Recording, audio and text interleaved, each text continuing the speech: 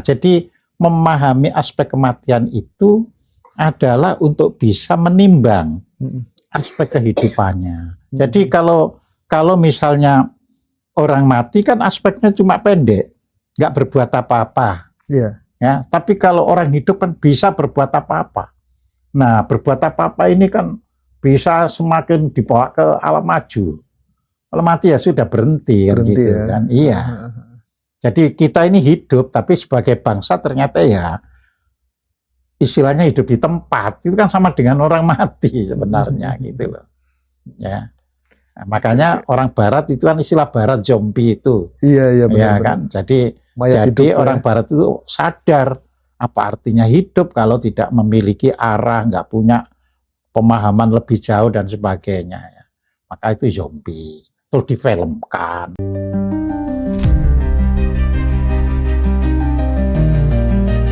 Enlightenment seorang Nabi Muhammad ini kaitannya ternyata sama kemanusiaan gitu. Nah, perjalanan cerita itu sampai di dunia dewasanya itu udah masuk pelajaran filsafat, Indra. Spektrum ateis itu beda, dari mulai ateis yang paling santai sampai ateis yang paling radikal juga ada.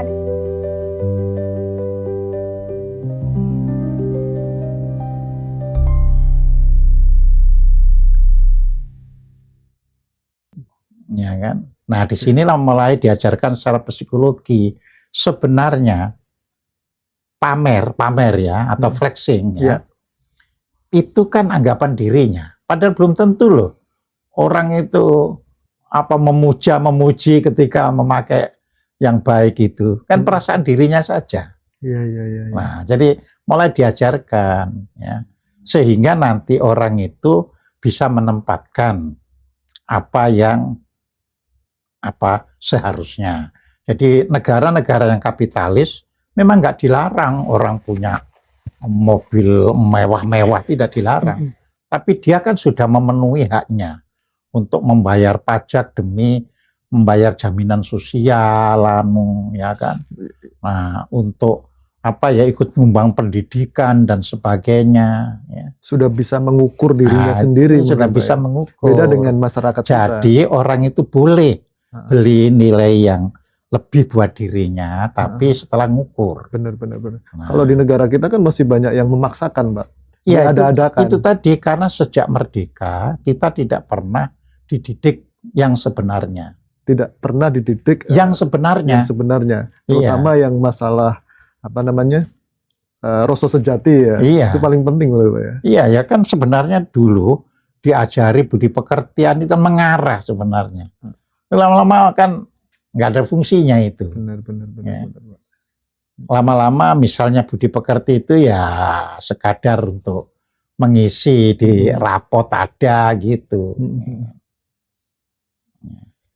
Kan budi pekerti itu kita itu bias menilai itu. Ya. Kita hanya menganggap pokoknya anak yang rajin masuk berarti ditulis B gitu kan dulu. Iya. Kan B, C, kan gitu aja ya. Benar. Padahal budi pekerti itu bagaimana dia rajin mengerjakan tugas, ya kan. Nah, itu sebenarnya termasuk budi pekerti gitu loh. Jadi bukan hanya karena rajin masuk sekolah, bukan hanya itu. Ya. Jadi rajin mengerjakan tugas, terus bisa menunaikan kewajibannya giliran kalau hari Senin siapa saja, semuanya. Oke. Nah, kita semakin lama meninggalkan itu, makin hilang, Pak ya. Semakin hilang, tergerus lama kelamaan. Terus sekolah, ini kan kemajuan zaman itu menuntut sarana, tapi enggak kan, yang diperbanyak kan yang hafalan-hafalan itu, ya. Nah, ini jadi berlawanan dengan perjalanan kemajuan manusia, ya. Saya di dalam sebuah seminar tahun 17 itu pernah saya sampaikan bahwa Indonesia ini seharusnya mulai mengedepankan pendidikan vokasi. Jadi sekolah menengah itu kan terdiri dari SMA dan SMK. Itu harus lebih banyak SMK-nya daripada SMA-nya. Nah, SMA itu ya 20% lah Jadi yang 80% itu SMK. Iya. Nah, tapi yang boleh masuk SMA ini yang memang qualified. Tes bisa, ini bisa, supaya mereka dididik menjadi generasi pemikir. Dialah yang melanjutkan ke perguruan tinggi itu. Oke. Nah, yang lain ya bekerja. Bekerja itu pun kan harus dihargai. Kalau dia misalnya tamatan SMK misalnya, terus dia kok lebih bisa daripada manajer yang tamatan universitas, ya dia harus diangkat jadi manajer. Gitu loh. Jadi akhirnya maju bareng gitu. Iya. Gitu. Tapi di sini nggak berlaku, Pak. Loh, justru ini saya beritahukan ini supaya Sekarang yang berlaku siapa yang punya duit sekarang, Pak? ya, justru saya sampaikan di sini ini. Mudah-mudahan sampai ke Jangan hanya telinga. mudah-mudahan, kita yakin semua mendengarkan Oke. ya, dan akhirnya bisa mewujudkan apa yang disampaikan dengan benar oleh seseorang. Bener banget. Ya, jadi di situ. Oke, Pak. Pak, kita lanjut, Pak. Dalam salah satu buku Pak Koz ini, saya pernah membaca, ya kan, ada tulisan yang bunyinya seperti ini, apa namanya? Menulis bahwa kematian adalah pintu utama memahami Siti Jenar. Nah, buat orang yang masih sibuk hidup, kenapa harus mulai dari kematian gitu, Pak? Itu Iya. maksudnya apa, Pak? Ya gini, jadi kan kalau manusia itu ya berjalan dari kehidupan itu lebih dulu, ya sering bias. Oke. Ya, kalau kematian itu kan kita bisa lihat kenyataan. Maka di situ saya berikan contoh. Contoh mati itu apa sih? Kan kalau konkretnya kan orang yang tidak bisa berbuat apa-apa. Orang mati itu kan ya nafasnya nggak ada, ya melakukan sesuatu juga nggak bisa, merespon juga nggak bisa. Nah kalau kita hidup, tapi seperti itu, gitu loh, kan berarti kita itu Nur Siti Jenar, ya kita ini hidup di alam kematian. Oke. Wong kita ini ada nafas, ada ini, ada itu kok ya nggak ngerti kemana kita kan gitu kan. Nah begitu kita sudah bisa memahami, oh ini aspek kematian kalau kita nggak bisa ini, nggak bisa itu, maka kita harus merancang aspek kehidupan. Jadi di situ. Oke. Berarti intinya kalau kita tidak berbuat apa-apa, Iya. diam, itu berarti kayak mayat hidup ya mungkin. Iya, jadi zombie. Jadi zombie. Jadi, Ya. oh seperti itu. Jadi aspek kematian itu penting untuk bisa membandingkan. Kesalahannya kita kan dianggap ya mati kan, bukan itu. Jadi apa sih bedanya mati dengan hidup? Kan di sini. Iya. Nah tentu kita kan nggak bisa mengedepankan hidup dulu. Ya harus sama dengan orang itu, untuk mengetahui yang baik harus tahu dulu apa sih yang disebut kelakuan jelek itu. Iya. Ya begitu kita sudah tahu, oh ini loh perilaku yang jelek, yang jahat, maka jangan yang itu kan gitu kan. Harus yang kebalikannya. Dan yang kebalikannya itu yang semakin bisa dibawa maju kan gitu kan. Ya, jadi di situ. Berarti kita bisa mengetahui kehidupan itu ketika kita sudah melakukan, oh ini nggak benar. Nah, ya oleh nggak benar ya kan. Oke. Jadi di situ. Karena banyak juga teman-teman yang kurang paham, kok bisa ini awal dari kehidupan adalah gerbang kematian kan gitu, Pak. Jadi mereka bingung gitu. Iya, Maksudnya makanya seperti itu tadi kan, bahkan Tuhan pun ya di dalam surat Al-Baqarah yang ditanyakan ya dari kematian dulu. Dari kematian dulu. Iya. Ya. Jadi dikatakan di situ, kaifa takfuruna billahi, mengapa engkau bisa kafir kepada Tuhanmu, ya kan? Wa kuntum amwatan, padahal sebelumnya ini kamu mati dulu loh. Nah, jadi memahami aspek kematian itu adalah untuk bisa menimbang aspek kehidupannya. Jadi kalau misalnya orang mati kan aspeknya cuma pendek, nggak berbuat apa-apa. Iya. Ya, tapi kalau orang hidup kan bisa berbuat apa-apa. Nah, berbuat apa-apa ini kan bisa semakin dibawa ke alam maju. Kalau mati ya sudah berhenti kan Berhenti gitu ya. kan. Iya. Jadi kita ini hidup, tapi sebagai bangsa ternyata ya istilahnya hidup di tempat itu kan sama dengan orang mati sebenarnya gitu loh. Ya. Nah, makanya orang Barat itu kan istilah Barat zombie itu. Iya Ya benar-benar. kan. Jadi Mayat hidup ya. orang Barat itu sadar apa artinya hidup kalau tidak memiliki arah, nggak punya pemahaman lebih jauh dan sebagainya. Ya. Maka itu zombie. Terus difilmkan kan gitu. Bener banget Pak. Lalu mati sebelum mati itu sebenarnya pengalaman batin sekali seumur hidup atau latihan harian? Mungkin Pak Kozin bisa. Ya. Jadi itu juga saya tulis di dalam buku Seks Siti Jenar. Jadi Benar. mutu qabla anta mutu. Ya. Jadi matilah kamu sebelum Mati. engkau mati yang sebenarnya. Ya kan? Mati yang hakiki. Ya mati yang hakiki, ya kan. Jadi artinya ketika kita masih hidup ini, ya kan, kita sudah harus bisa ya mematikan hal-hal yang tidak kita perlukan. Misalnya nih Pak. Loh, kan misalnya gini kan, kita ini hidup, ya kan, tapi pikiran kita itu cuma isinya kembara kemana-mana, nggak tentu tujuan. Padahal ini kan nggak diperlukan. Iya. Ya. Terus misalnya kita ada orang ngomong apa ini sedikit ya membuat kita tidak enak gitu kan. Terus langsung kita tersinggung. Nah ini kan kalau kita mati sebelum kan namanya mati kan nggak tersinggung gitu loh ya. Jadi apa-apa yang sebenarnya itu tidak kita perlukan dalam hidup itu ya kita matikan dulu.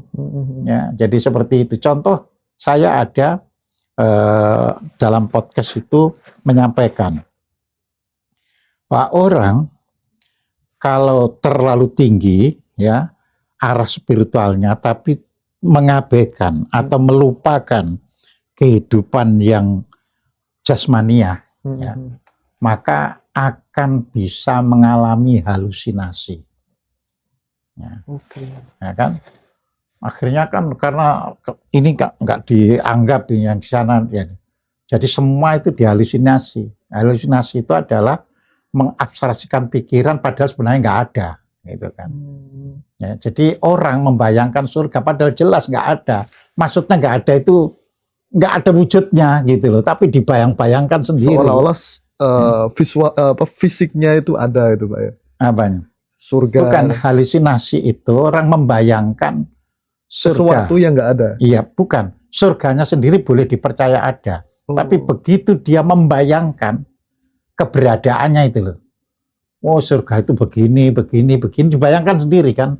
Lah itu kan nggak ada wujudnya. Oke. Nah, membayangkan sesuatu yang tidak ada wujudnya itu halusinasi. Nah, ya. ketika Tapi kalau orang misalnya, oh itu masuk surga nanti happy, oke sudah selesai. Gitu loh. Jadi jangan lagi dibayangkan yang aneh-aneh gitu. Oke Pak Kozin.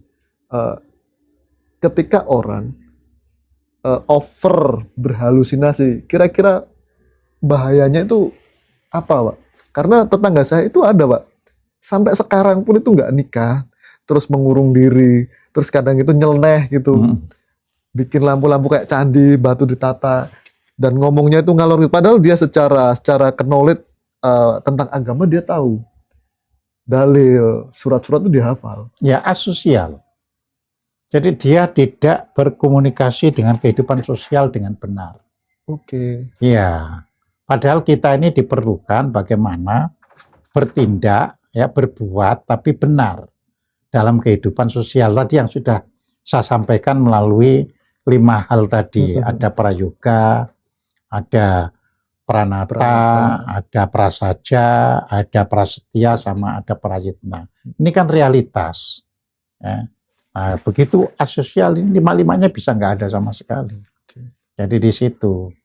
Nah, jadi tidak over saja sudah sudah merugikan orang, merugikan dirinya, apalagi over kan gitu kan. Loh, itu ternyata di podcast itu ada yang komentari, bapak yang ngomong lihat podcast itu yang halusinasi loh coba. Dan Nah, jadi di situ, orang yang gitu. seperti itu biasanya itu gampang sekali tersinggung. Betul gitu loh. Ada orang misal lah kita nongkrong ya di sebelah rumahnya, itu pasti dianya itu beranggapan bahwa itu pasti ngomongin aku kan. Iya, itu tadi makanya harus membuat keseimbangan yang realitas sama yang vertikal atau yang spiritual. Ya, jadi nggak berhalusinasi. Spiritual itu kan untuk mempertajam hati dan pikiran sebenarnya. Ya kan kalau saya percaya ada surga dan surga itu sebenarnya hanya dimasuki orang yang dalam hidupnya itu berperilaku baik, penuh manfaat, kan itu yang dijalankan, Mas. Iya, Bukan iya. menggambarkan surganya kan gitu kan. Jadi di situ. Oke Pak, ada satu lagi yang menarik ini Pak. Kita semuanya pasti tahu ya, waktu kecil bahkan sampai sekarang pun ada tembang lagu klasik Jawa yang judulnya itu Lir Ilir. Itu kan tembang yang diciptakan untuk anak-anak, tapi isinya itu tasawuf tingkat tinggi. Kira-kira Pak Kozin, apa yang membuat para wali sanggup menyembunyikan ilmu setinggi itu di lagu sederhana seperti Lir Ilir itu? Begini, jadi tembang Lir Ilir itu sebenarnya untuk manusia dewasa. Cuma mendidik manusia dewasa itu kan harus istilahnya ditanamkan dari kecil.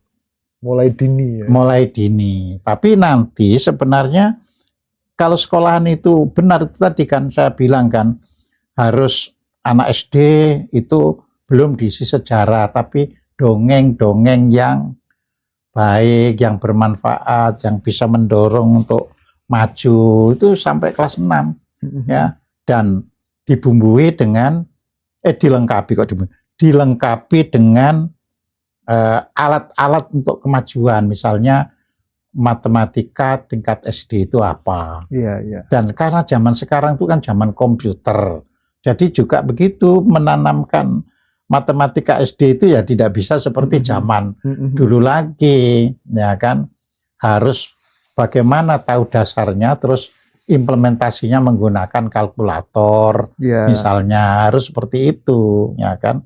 Nah, disinilah mulai diajarkan. Terus nanti mulai kelas menengah, mulai dibuka maksud-maksudnya itu. Jadi kayak Lir-Ilir itu kan proses perkembangan, perubahan dari agama lama masuk ke agama Islam.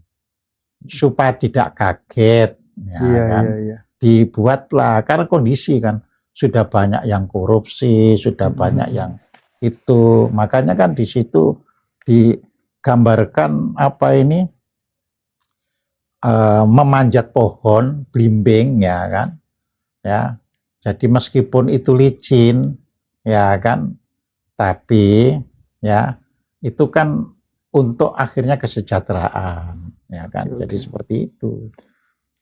Berarti itu kemasan pesan-pesan moral mungkin Ya, Pak, pesan moral, pesan moral. Yang Jadi itu kan dikemas. supaya orang tidak lagi bisa ngikuti yang ada korupsi, ya maling dan sebagainya itu.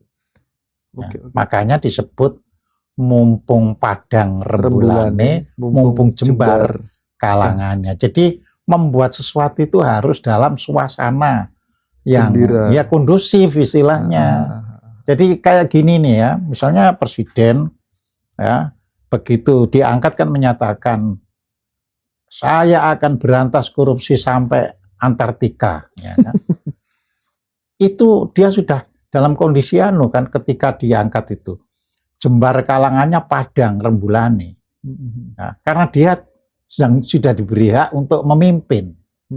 Nah, jadi di situ. Jadi harus akhirnya bisa menjalankan itu. Oke, oke, oke.